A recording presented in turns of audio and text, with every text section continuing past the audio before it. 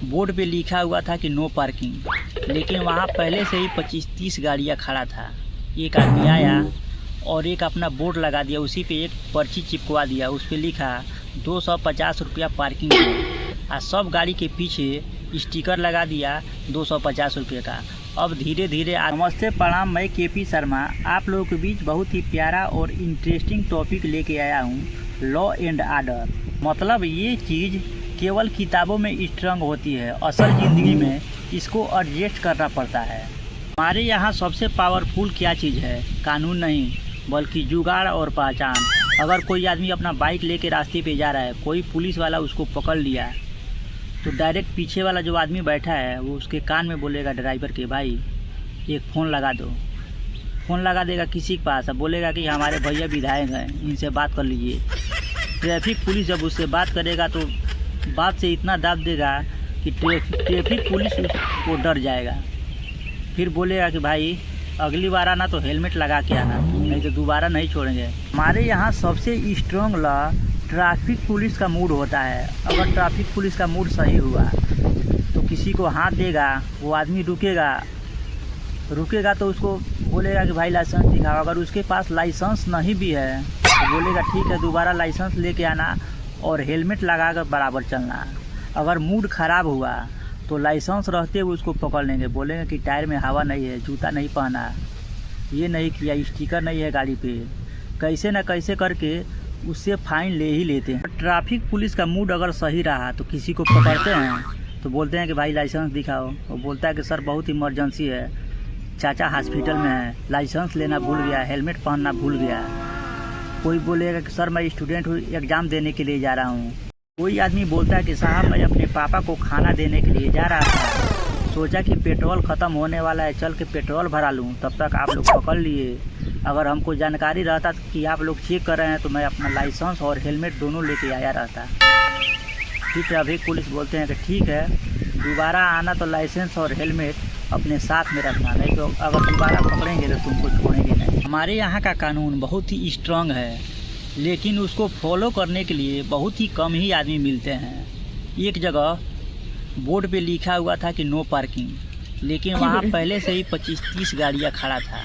एक आदमी आया और एक अपना बोर्ड लगा दिया, उसी पे एक पर्ची चिपकवा दिया, उस पर लिखा 250 रुपया पार्किंग जोन, और सब गाड़ी के पीछे स्टिकर लगा दिया 250 रुपये का। अब धीरे धीरे आदमी आया, देखा तो 250 रुपये का उस पर स्टिकर लगा हुआ। बगल में बोर्ड के पास टेबल कुर्सी लगा के खड़ा था बैग लेके, और एक आदमी अंदर घूम रहा था। अब जो आदमी गाड़ी निकाल के लेके आता था उससे 250 रुपये लेता था, जो आदमी गाड़ी निकाल के लेके आता था उससे 250 रुपये लेता था। करते करते पूरा आदमी अपना गाड़ी निकाल लिया। फिर जब दूसरा दिन बारी आया तो उस पार्किंग जोन में कोई गाड़ी खड़ा नहीं हुआ।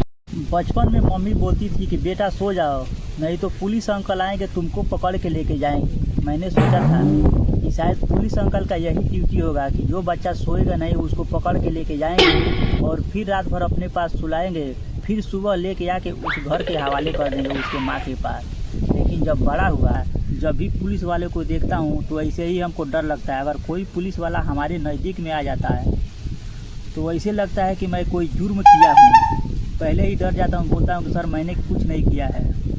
हमारे यहाँ कोर्ट की सुनवाई इतना स्लो मौसम में होता है कि तारीख लड़ते लड़ते उस आदमी का खेत बिक जाता है, बेचारा कोई तो पागल हो जाता है, कोई आदमी मर भी जाता है, लेकिन सुनवाई ख़त्म नहीं होता है। अब वकील साहब क्या करते हैं कि केस के साथ इतना जुड़ जाता है कि मुकदमा लड़ते लड़ते बेचारा का गांड फट जाता है।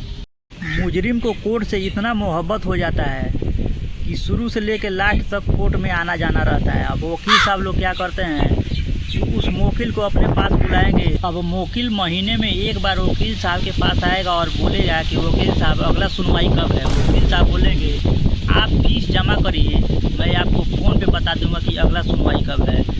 जब फिर अगले महीने में दूसरा सुनवाई होगा तो वकील साहब बोलेंगे कि आप आइए आज सुनवाई है। फिर आने के बाद से बोलेंगे कि आप फीस जमा कर दीजिए, जज साहब आज नहीं बैठे। कुछ आदमी ऐसे भी हैं जो वकील साहब को फीस देते देते उनका ज़मीन बिक जाता है, लेकिन केस फाइनल नहीं हो पाता है।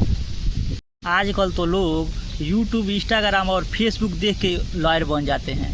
कहीं भी जाते हैं पंचायती में तो उनको बहुत ही सफाई से पंचायत को मामला सुलझा देते हैं। तो चोरी करते हुए देख लिए तो वहाँ पे नहीं बोलते हैं, उसके घर जाके बोलते हैं कि भाई अगर तू पकड़ा गया तो तुम्हारे ऊपर ये धारा लगेगा।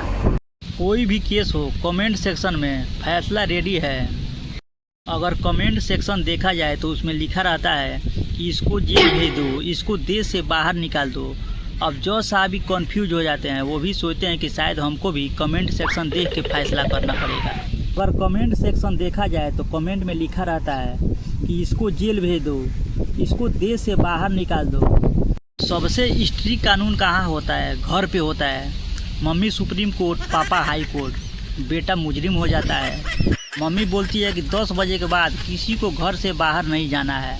बेटा बोलता है कि मम्मी अगर कोई इमरजेंसी हुआ, मम्मी बोलती है कि बेटा ये मेरा आर्डर है।